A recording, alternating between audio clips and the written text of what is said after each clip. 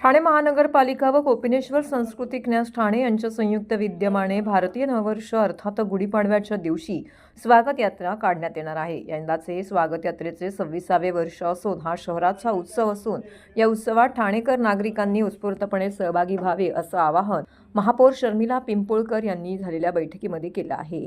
नववर्ष स्वागत यात्रेची तयारी करण्याच्या दृष्टिकोनातून महापौर शर्मिला पिंपोळकर यांच्या अध्यक्षतेखाली बैठक आयोजित करण्यात आली होती। या बैठकीस उपमहापौर कृष्णा पाटील, विरोधी पक्षनेते अशरफ शानू पठाण, अतिरिक्त आयुक्त संदीप माळवी, नगर अभियंता प्रशांत सोनाग्रा, उपायुक्त जी गोदेपुरे, मधुकर बोडके, दीपक झिंजाळ, डॉक्टर मिताली संचती, परिवहन व्यवस्थापक भालचंद्र बेहरे यांच्यासह महापालिकेच्या विविध विभागांचे प्रमुख तसेच कोपिनेश्वर सांस्कृतिक न्यासाचे विश्वस्त डॉक्टर नरेंद्र पाठक, कार्याध्यक्ष संजीव ब्रह्मे, निमंत्रक निखिल सुळे, सहनिमंत्रक भरत अनिखिंडी यांच्यासह पदाधिकारी उपस्थित होते। समर्थ ठाणे, सशक्त भारत, वंदे मातरमची 150 वर्ष, भारत 2047 नागरी शिष्टाचार या विषयावरती आधारित चित्ररथ स्वागत यात्रेमध्ये असणार आहेत। नववर्ष स्वागत यात्रा हा ठाणे शहराचा उत्सव असून या उत्सवात विविध महाविद्यालयांच्या विद्यार्थ्यांना, महापालिका शाळांमधील विद्यार्थ्यांना सहभागी करावे तसेच महापालिकेच्या शिक्षण विभाग, आरोग्य, प्रदूषण, घनकचरा, उद्यान, आपत्ती व्यवस्थापन, सार्वजनिक बांधकाम विभागातर्फे जनजागृती करणारे चित्ररथ सहभागी करावे